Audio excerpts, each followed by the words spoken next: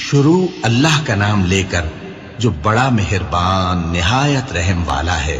اور اے نبی، ان کو آدم کے دو بیٹوں حابیل اور قابیل کے حالات جو بالکل سچے ہیں پڑھ کر سنا دو کہ جب ان دونوں نے بارگاہ الہی میں ایک ایک نیاز پیش کی تو ایک کی نیاز تو قبول ہو گئی اور دوسرے کی قبول نہ ہوئی۔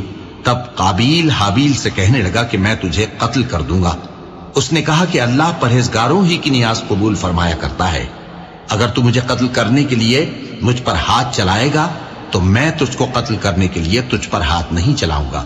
مجھے تو اللہ رب العالمین سے ڈر لگتا ہے، میں چاہتا ہوں کہ تو میرے گناہ کو بھی سمیٹ لے اور اپنے گناہ کو بھی، پھر تو اہل دوزخ میں سے ہو جائے، اور ظالموں کی یہی سزا ہے۔ آخر اس کے یعنی قابیل کے نفس نے اس کو اپنے بھائی کے قتل ہی کی ترغیب دی تو اس نے اسے قتل کر دیا، پھر خسارہ پانے والوں میں ہو گیا۔ اب اللہ نے ایک کوا بھیجا جو زمین کریدنے لگا تاکہ اسے دکھائے کہ اپنے بھائی کی لاش کو کیسے چھپائے۔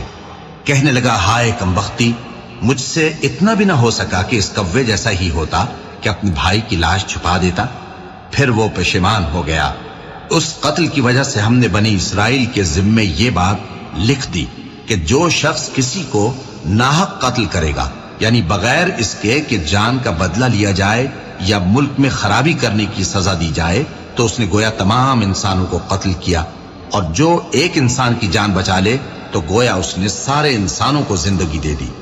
اور ان لوگوں کے پاس ہمارے پیغمبر روشن دلیلیں لا چکے، پھر اس کے بعد بھی ان میں بہت سے لوگ ملک میں زیادتیاں کرنے والے ہیں۔